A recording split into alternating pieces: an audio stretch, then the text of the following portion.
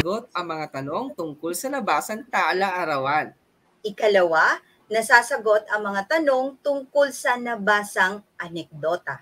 Ngayon mga bata, ating hahasain ang inyong kakayahan.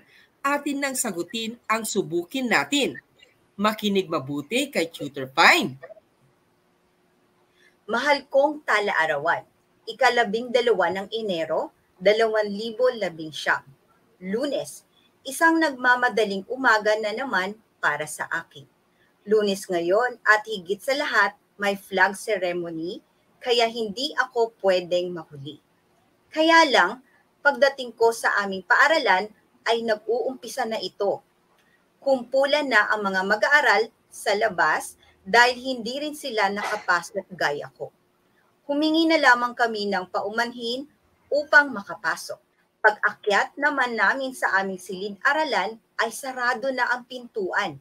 Hindi nagtagal, pinapasok din kami dahil humingi kami ng paumanhin. Sa bawat asignatura kami ay nagbalik-aral dahil sa darating na Martes, magkakaroon kami ng pagsusulit. 13 ng Enero, 2019, Martes.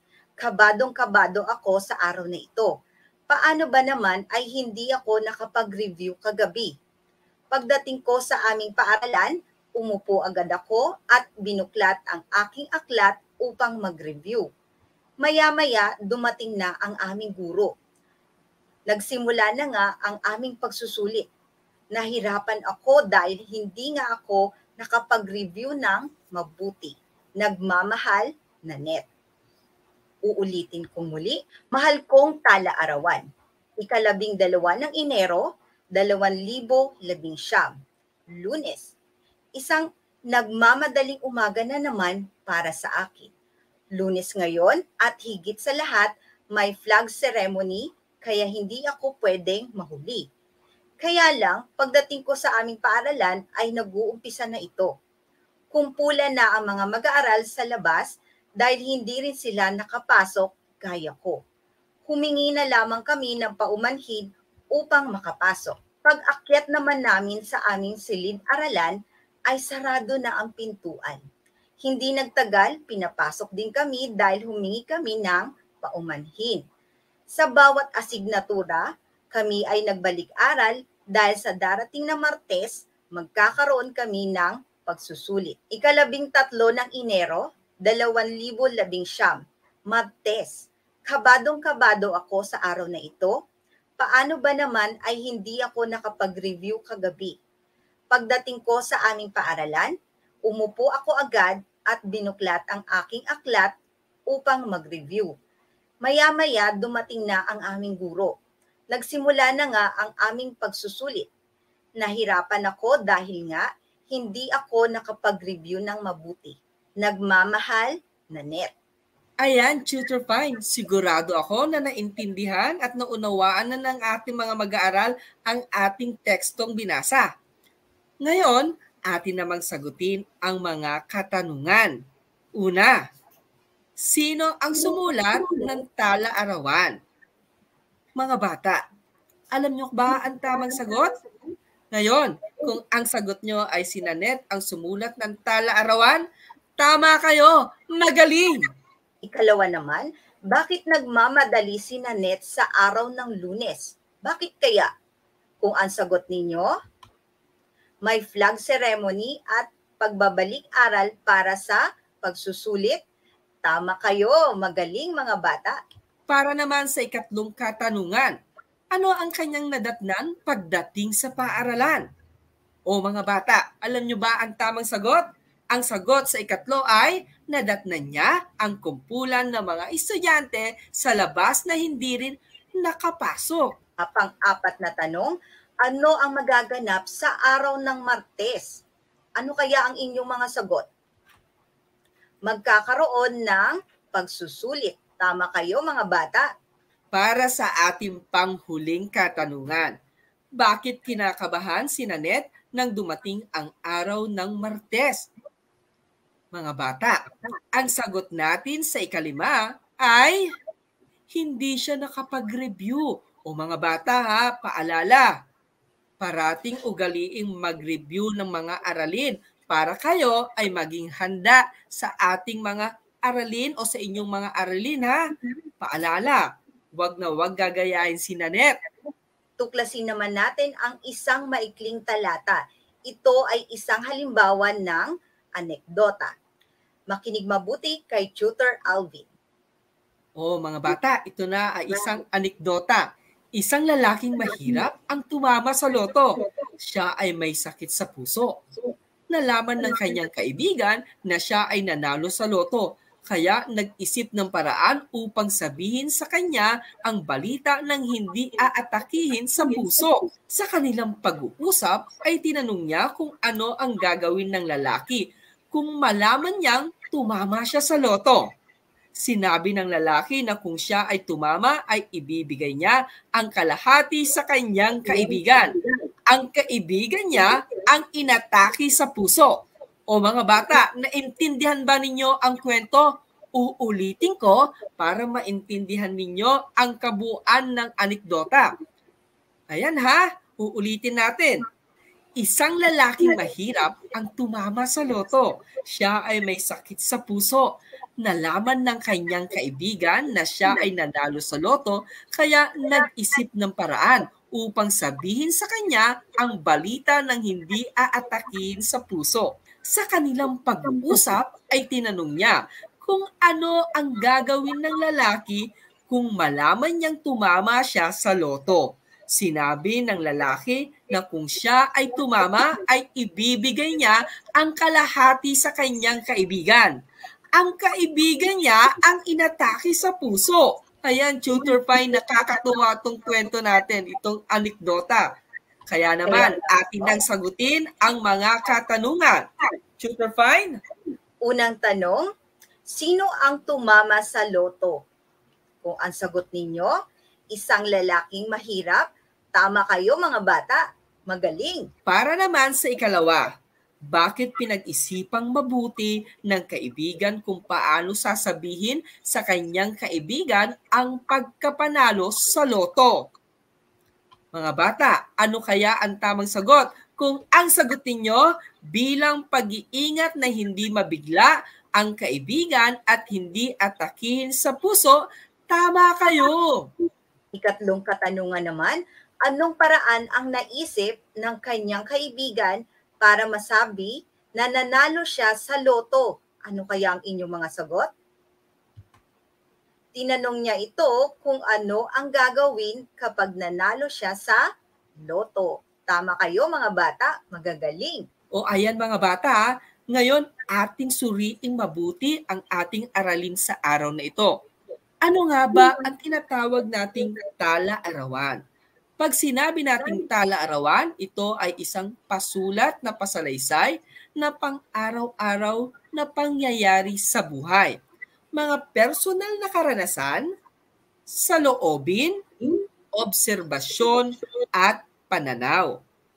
Ang tala-arawan din ay sinusulat sa paraang nakikipag-usap sa isang tao. Kaya maaari itong magsimula sa diary o tala-arawan. O maaari ring bigyan ng pangalan na parang isang tunay na tao ang sinusulatan. Ginagamit din ang isang tala-arawan sa pagsulat ng talaan ng dapat at gustong gawin. Gayon din ng mga nagawa, mga karanasan, saloobin o nadarama at naiisip. Tutor Fine, nakagawa ka na ba ng tala-arawan? Nakagawa na po ako, Tutor Alvin. Ito naman ang isang anekdota. Ano kaya ang isang anekdota? Ano ang kahulugan nito? Ito ay isang maikling salaysay ng natatangi at nakawiwili o nakakalibang na isang pangyayari. Karaniwan sa buhay ng kilalang tao at maaaring tunay na nangyari o hindi. Masasabi rin natin na ang anekdota ay may layunin na maghatid ng mga karanasang kapupulutan ng aral. Ito ay may isang paksa at ang bawat pangyayari ay nagbibigay kahulugan at ideyang nais ipadama. Tutor Pine, saglit lang ha. May mga katanungan ako tungkol sa'yo at tungkol dito sa anekdota at tungkol sa tala-arawan. Tutor Pine, sabi mo kanina, nakagawa ka na ng tala-arawan. O, saan mo siya isinulat? Isinulat ko siya sa malinis na papel na mayroong layunin. Ano mga layunin nito? Ano mga dapat tandaan? Mga dapat tandaan sa pagsulat ng tala-arawan at anekdota. Una, pag-unawa ng mabuti sa isinasalaysay ng akda. Pangalawa, pag-unawa ng mabuti sa mga ibinigay na tanong. Pangatlo naman, pagsagot ng mahusay sa mga tanong. At pang-apat, pag-review at pagtiyak kung tama ang sagot sa mga tanong.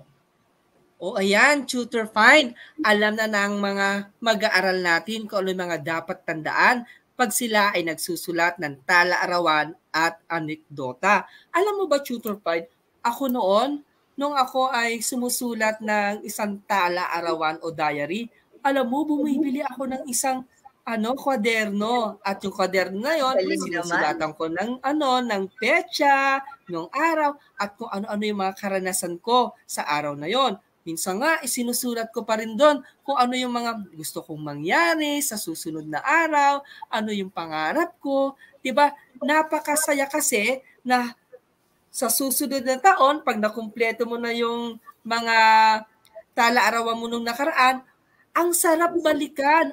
Ganito pala yung nangyari sa akin sa araw na ito. 'Di ba? Nakakatuwa. Ay, nung nakaraang taon, nung birthday ko, ito ang nangyari. Ano kaya ang mangyayari sa araw na ito? Yun yung mga masayang bahagi pag ikaw ay nagsusulat ng isang tala-arawan. Ganon din ba ang iyong nararamdaman, Tutor Fine? Tama, Tutor Alvin. Nababalikan mo yung mga pangyayari sa buhay mo nung ikaw ay bata pa. Yung pagsusulat mo ng isang tala-arawan na kawiwili na sinusulat mo yung mga pangyayari sa buhay mo. Oo nga, Tutor Fine. Parang ang sarap balikan, di ba? Parang sabi nga natin, ang sarap bumata ulit. Ano kaya yung mga mangyayari sa atin sa araw na ito, di ba?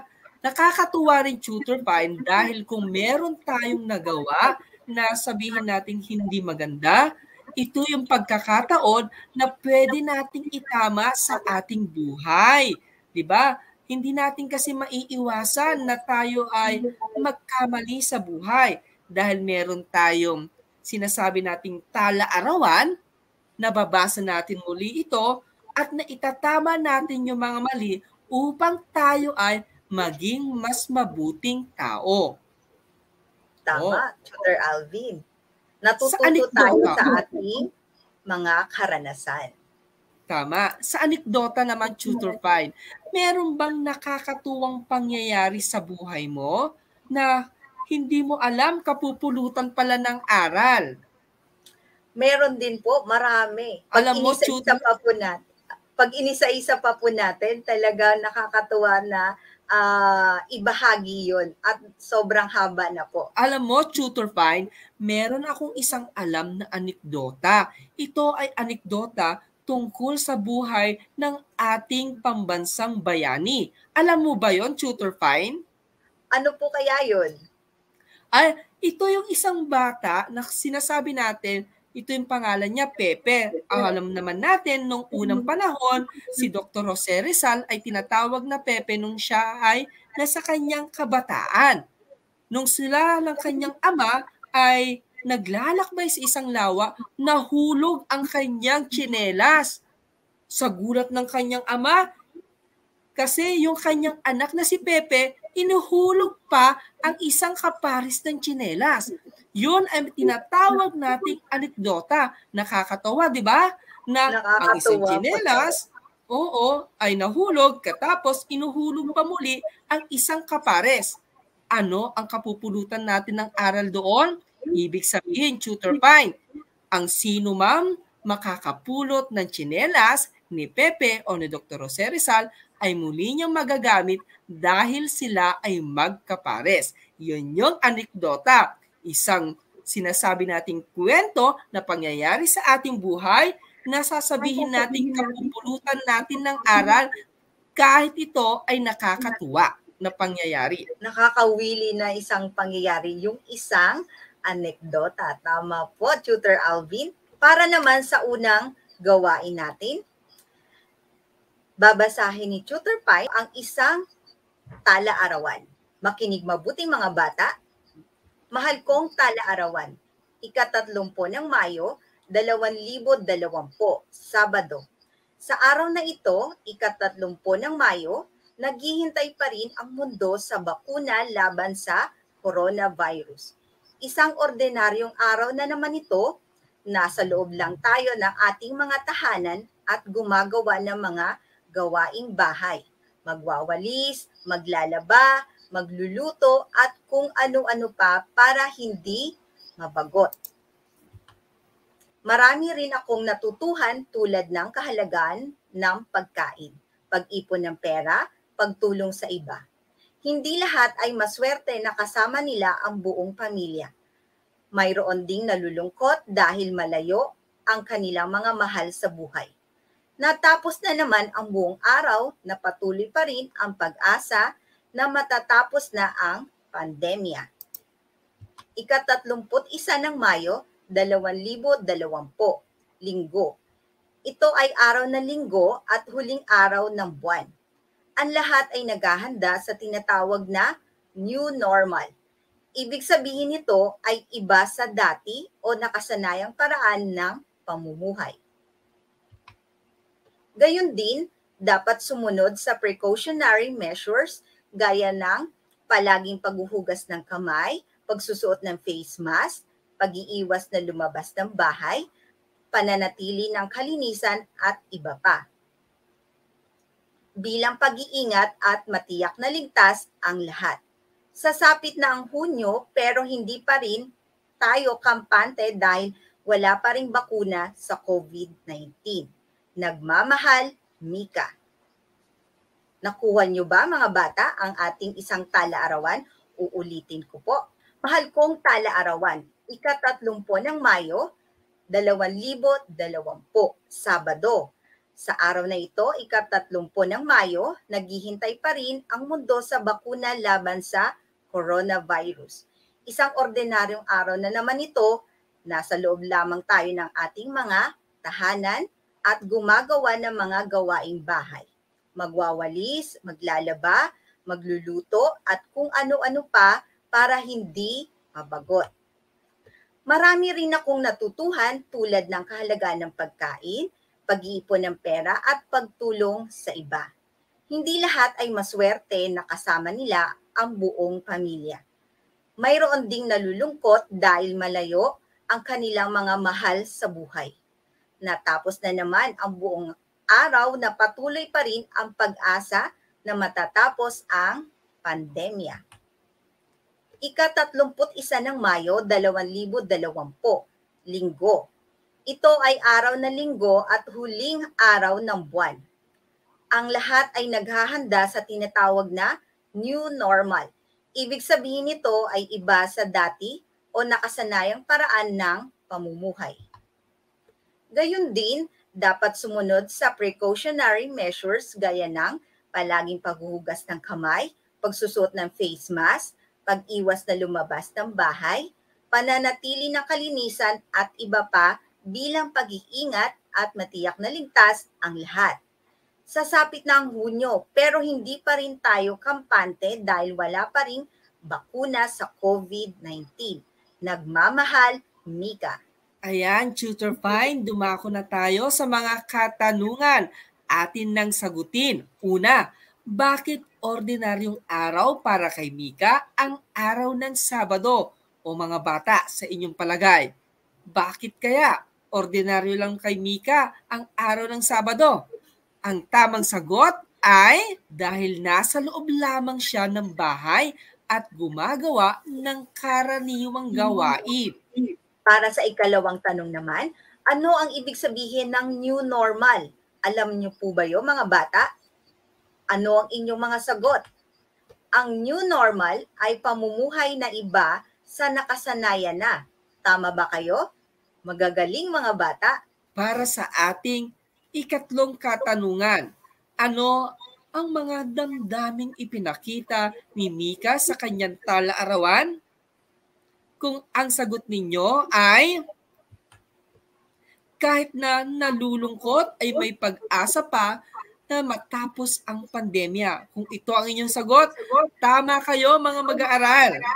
Para naman sa ikalawang gawain, babasahin ni Tutor Alvin ang isang maikling anekdota. Makinig mabuti mga bata dahil meron uling katanungan pagkatapos basahin ni Tutor Alvin. Isang matandang may sakit sa balat na balot ang mukha ang sumakay sa jeep. Nang makita ng driver ang mga sugat sa balat ng matanda, ay naisip niyang baka nakahahawa ang sakit nito. Nang pababa na ang matanda, ipinahinto ang sasakyan at inabot ang bayad pasahe. "Huwag na po, Lola," ang sabi ng driver. "Huwag naman, amang. Naghahanap buhay ka rin," tugon ng pulubi. Nagpumilit ang matanda pero natatakot ang driver na hawakan ang pera dahil baka mahawa siya. "Huwag na po kayong magbayad, Lola," sabi ulit ng driver. "Mas dapat kayong tulungan at kaawaan eh." Natuwa ang matanda, sabay yakap at pinagkahalikan ang driver sa tuwa. O mga bata, naintindihan ba ninyo? Uulitin ko ang kwentong ito ha. Ayan, makinig mabuti. Isang matandang may sakit sa balat na balot ang mukha ang sumakay sa jeep. Nang makita ng driver ang mga sugat sa balat ng matanda, naisip niyang baka nakahawa ang sakit nito. Nang pababa na ang matanda, ipinahinto ang sasakyan at inabot ang bayad pasahe. "Huwag na po, Lola," ang sagot ng driver. "Huwag naman, amang. Naghahanap buhay ka rin," tugon ng pulubi. Nagpumilit ang matanda pero natatakot ang driver na hawakan ang pera dahil baka mahawa siya. "Huwag na po kayong magbayad, Lola," sabi ulit ng driver. "Mas dapat kayong tulungan at kaawaan eh." Natuwa ang matanda, sabay yakap at pinagkahalikan ang driver sa tuwa. Sagutin natin ang mga tanong sa binasang anekdota ni Tutor Alvin. Unang tanong, sino ang dalawang tauhan sa anekdota? Kung ang sagot ninyo, ang driver at ang isang matanda, tama kayo mga bata, magagaling. Ayan, dumako naman tayo dito sa ikalawang katanungan. Bakit ayaw tanggapin ng driver ang bayad ng matanda? Sa inyong palagay, ano kaya ang dahilan? Kung ang sagot nyo ay ayaw niyang mahawaan ng sakit sa balat. O, kung yan ang sagot ninyo mga bata, tama kayo. Ikatlong katanungan naman, paano ipinakita ng matanda ang kanyang pasasalamat sa driver? Paano kaya? Sa pamamagitan ng pagyakap niya dito. Tama kayo mga bata? Magagaling.